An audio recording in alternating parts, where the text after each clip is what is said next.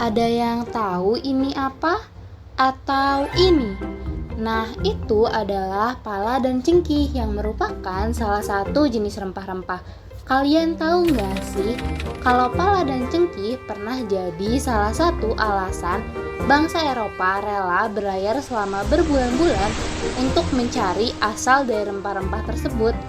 Nah, pelayaran bangsa Eropa untuk menemukan rempah-rempah ini dinamakan penjelajahan samudra. Selain untuk menemukan asal rempah-rempah, penjelajahan samudra ini juga dilakukan dalam rangka menemukan dunia baru.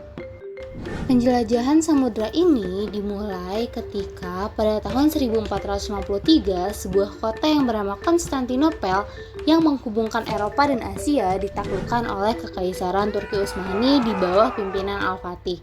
Pasca penaklukan Konstantinopel ini, akses bangsa-bangsa Eropa untuk mendapatkan rempah-rempah yang lebih murah di kawasan Laut Tengah menjadi tertutup.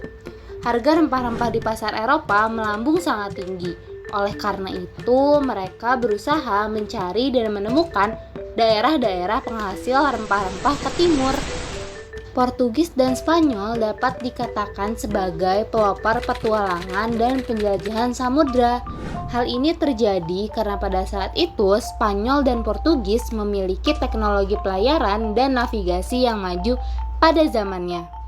Sebagai pelopor penjelajahan samudra, Spanyol dan Portugis membawa semangat yang dinamakan semangat 3G. Yang dimaksud semangat 3G ini adalah Gold, Glory, dan Gospel. Gold atau emas yang berarti memburu kekayaan dan keuntungan. Glory yang berarti memburu kejayaan, superioritas, dan kekuasaan. Dan Gospel yang berarti menjalankan tugas suci untuk menyebarkan agama, yaitu agama Katolik. Karena Spanyol dan Portugis memiliki ambisi yang sama pada penjelajahan samudra ini, maka untuk menghindari konflik, Paus Alexander ke-6 dari Vatikan menggagas sebuah perjanjian yang dinamakan Perjanjian Tordesillas. Dalam perjanjian ini disepakati sebuah garis demarkasi yang membagi wilayah pelayaran Portugis dan Spanyol. Dari kesepakatan tersebut, Portugis berlayar menelusuri pesisir pantai Afrika dan Samudra Hindia, sedangkan Spanyol menelusuri Samudra Atlantik, benua Amerika, dan melayari Samudra Pasifik. Pelayaran bangsa Portugis dilakukan pada tahun 1497 di bawah pimpinan Vasco da Gama. Saat itu Vasco da Gama berangkat dari Lisabon. Vasco da Gama berlayar menelusuri pantai timur Afrika, kemudian berbelok ke kanan untuk mengarungi Lautan Hindia atau Samudra Indonesia. Pada tahun 1498, rombongan Vasco da Gama mendarat dan sampai di Calicut dan juga Goa di pantai barat India. Setelah beberapa tahun tinggal di India, orang-orang Portugis menyadari bahwa India ternyata bukanlah daerah penghasil rempah-rempah. Mereka mendengar bahwa Malaka merupakan kota pusat perdagangan rempah-rempah. Oleh karena itu, dipersiapkan ekspedisi lanjutan di bawah pimpinan Alfonso de Albuquerque.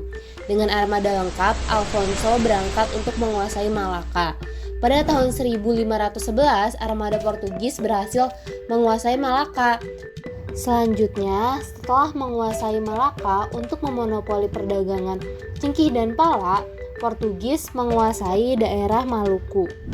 Sedangkan penjelajahan Spanyol diprakarsai oleh Christopher Columbus. Ia berencana melakukan penjelajahan untuk menemukan daerah penghasil rempah-rempah. Ia berangkat dari pelabuhan pada tanggal 3 Agustus 1492. Atas dasar keyakinan bahwa bumi itu bulat, maka Columbus dan rombongannya bertolak dari Spanyol berlayar menuju ke arah barat, dan mereka optimis berhasil menemukan daerah baru di timur.